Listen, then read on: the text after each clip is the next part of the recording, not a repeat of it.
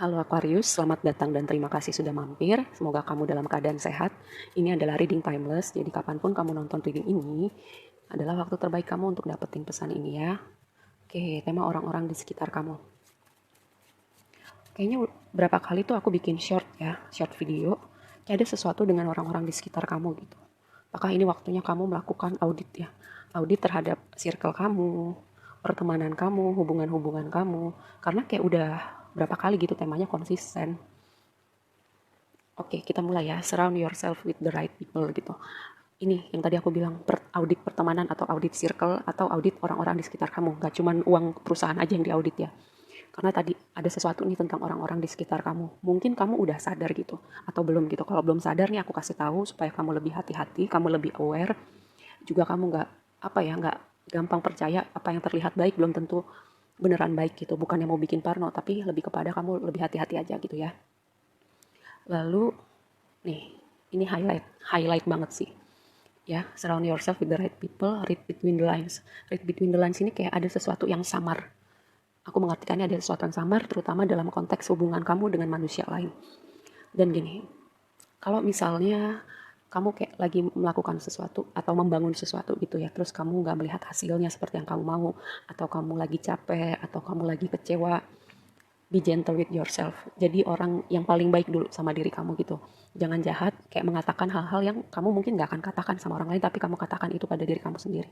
Kalau misalnya kamu capek, kamu butuh istirahat, ya kamu istirahat. Kamu gak perlu kayak kerja keras sebagai kuda sampai kamu tidur yang gak bener, makan yang gak bener. Seperti itu ya. Nih yang tadi aku bilang, kalau misalnya ada sesuatu yang gak berjalan seperti maunya kamu, atau kamu kehilangan sesuatu, atau kamu mungkin lagi kecewa gitu. Kayak semesta dengan not now ini kayak ada sesuatu yang lebih baik buat kamu, atau kalau misalnya sekarang mungkin kamu belum siap, atau sekarang bukan waktu yang tepat untuk hal itu, untuk hubungan itu, atau untuk apapun itu ya yang kamu pikir kamu bisa sekarang atau kamu siap sekarang, ternyata menurut semesta belum nih, kamu belum siap, atau kalau misalnya saat ini itu nggak baik buat kamu. Dan gini, you are lucky. Dengan you are lucky ini kamu akan melihat sebuah situasi gitu, kayak kamu bisa bilang, wah gue beruntung banget nih. Atau orang-orang di sekitar kamu ada yang ngomong, wah lu beruntung banget nih. Kamu akan menemukan momen-momen keberuntungan dengan you are lucky ini ya. Jadi siap-siap aja. Oke, kita lanjut.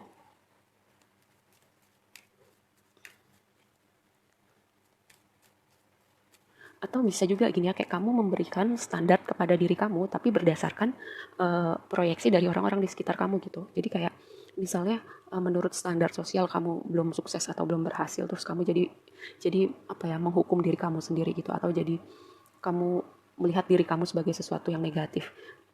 Ini juga reminder kalau misalnya kamu punya pemikiran seperti itu.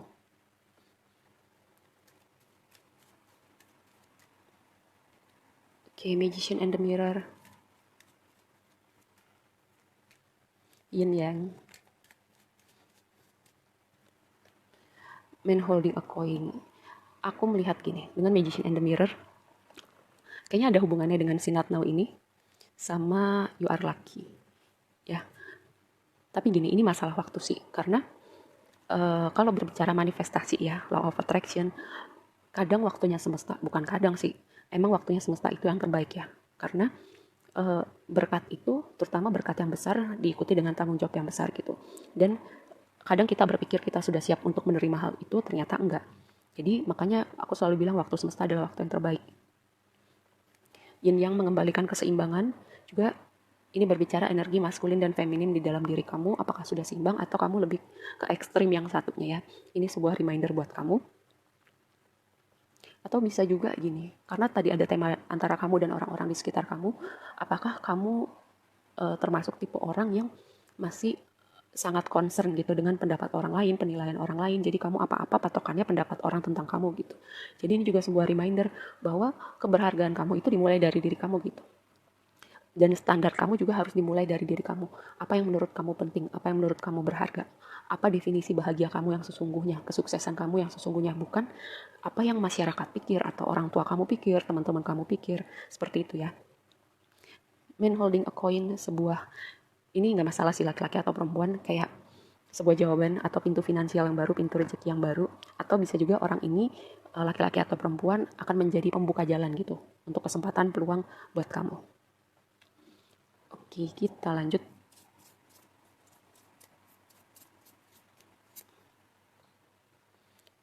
kesehatan, atau koneksi jiwa yang kuat.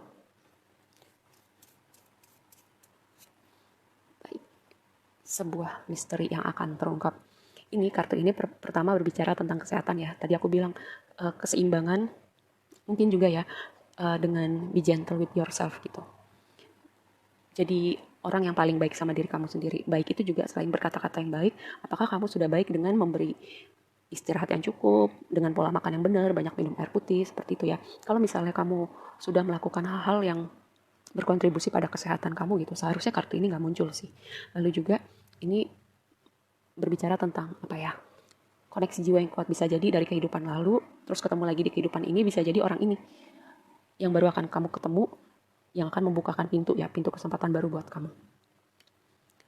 Lalu di sini ini kartu yang berbicara tentang pertama, mereview, merenung, kontemplasi, kayak kamu mengambil ruang buat diri kamu sendiri. Bisa juga berbicara tentang pemulihan kesehatan. Bisa juga berbicara sesuatu yang berhubungan dengan institusi, pekerjaan, pendidikan. Dan ini berbicara pertama, sebuah misteri yang terungkap, hal-hal yang tadinya tidak kamu pahamin, sekarang kamu pahamin, atau ada hal-hal yang tadinya tersembunyi dari pandangan kamu. Bisa jadi ya ada hubungannya dengan orang-orang di sekitar kamu. Karena tadi aku bilang, udah berapa kali aku bikin video short, ada selalu tema-tema yang tricky dengan orang-orang di sekitar kamu. Itu perlu kamu perhatikan. Terus kalau misalnya kamu punya ide nih untuk mengupgrade diri kamu dengan pendidikan, entah itu formal, entah itu informal, ini sebuah konfirmasi buat kamu ya.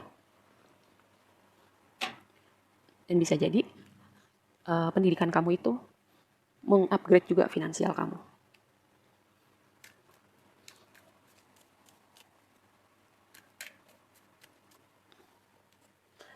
Page of One, sebuah komunikasi, sebuah memasuki chapter baru yang excited. Ini bikin vibe-nya tuh, karena Once itu vibe-nya tuh selalu menyenangkan, selalu bikin semangat, kayak bikin apa ya, passion juga gitu. Kayak kamu masukin sebuah chapter yang baru, bisa juga ada komunikasi yang akan berkontribusi untuk sesuatu yang menyemangati kamu lagi. Dan di dasar deck ada Hangman gitu. Ini sesuatu hal yang akan membawa perspektif baru pada hidup kamu. Terutama jika selama ini, tadi kan aku dibilang di sini ada momen kontemplasi, momen mereview, apakah selama ini kamu sudah mengambil waktu ya untuk melihat hal-hal di hidup kamu, atau mungkin circle-nya kamu. Opportunity kamu, Four of Cups, kamu akan keluar nih ya dengan Page of Wands di sini, lalu di sini ada Four of Cups, kamu akan keluar dari stagnansi atau keadaan yang bikin kamu berpikir keadaan gitu-gitu aja. Enggak, sebentar lagi kamu akan keluar dari situasi yang terasa stagnan ini. Dan itu vibe-nya akan terasa sangat fresh, sangat menyenangkan, sangat excited buat kamu. Dan lihat, ini adalah Ace of Wands gitu ya. Inspirasi kamu kayak inspiring action, kayak kamu mendapatkan sebuah ide untuk melakukan sesuatu hal sebesar atau sekecil apapun. Ini sebuah konfirmasi ya buat kamu untuk melakukan hal itu. Dan itu akan membawa kamu, bisa jadi itu akan membawa kamu keluar dari energi stagnansi atau kejenuhan kamu selama ini dengan Four of Cups di sini ya.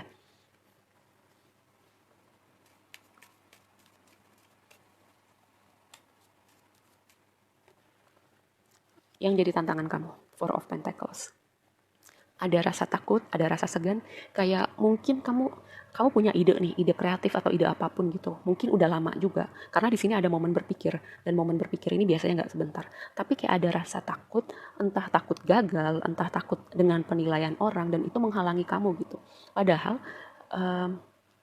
itu bisa jadi pertama, bisa jadi awal dari pintu kesempatan, pintu rezeki yang baru, dan bisa jadi itu ide kreatif kamu itu atau ide apapun yang mungkin udah lama di hati dan pikiran kamu akan memecah kejenuhan, kebuntuan kamu yang kamu rasakan selama ini ya.